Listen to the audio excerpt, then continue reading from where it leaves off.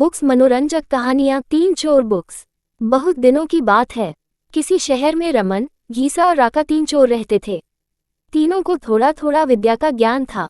तीनों चोरों को विद्या का ज्ञान प्राप्त होने के कारण बहुत घमंड था। विद्या द्वारा तीनों चोर शहर में बड़े बड़े लोहे की तिजोरियों को तोड़ देते थे और बैंकों को लूट लिया करते थे। इस तरह तीनों चोरों ने शहर के लोगों की नाक में दम कर रखा था। एक बार तीनों चोरों ने एक बड़े बैंक में डकैती करके सारा माल उड़ा दिया।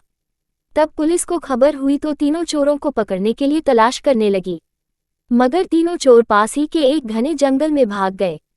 तीनों चोरों ने देखा कि जंगल में बहुत सी हड्डियां बिखरी पड़ी हैं। रमन ने अनुमान लगाकर कहा, ये तो किसी शेर की हड्डियां हैं। मैं चाहूं तो सभी हड्डियों को अपनी विद्या के ज्ञान द्वारा जोड़ सकता हूं।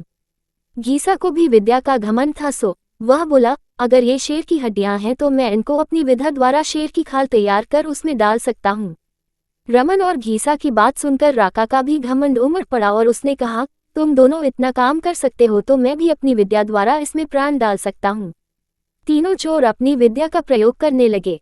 कुछ देर बाद रमन ने सारी हड्डियों को जोड़ दिया और घीसा ने शेर की हुबहू जान डाल दी। थोड़ी देर में तीनों चोर सामने एक जीवित भयानक शेर को देखकर थर-थर कांपने लगे। मगर शेर के पेट में तो एक दाना नहीं था। वह भूख के मारे गरजता हुआ तीनों चोरों पर हमला कर बैठा और मारकर खा गया। शेर मस्त होकर घने जंगल की ओर चल दिया।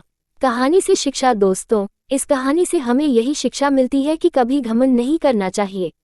घमंडी को हमेशा दुख का ही सामना करना पड़ता है। यदि तीनों चोर अपनी विद्या का घमंड न करते तो उन्हें जान से हाथ न धोने पड़ते। हमें अपनी विद्या का प्रयोग सोच समझकर करना चाहिए।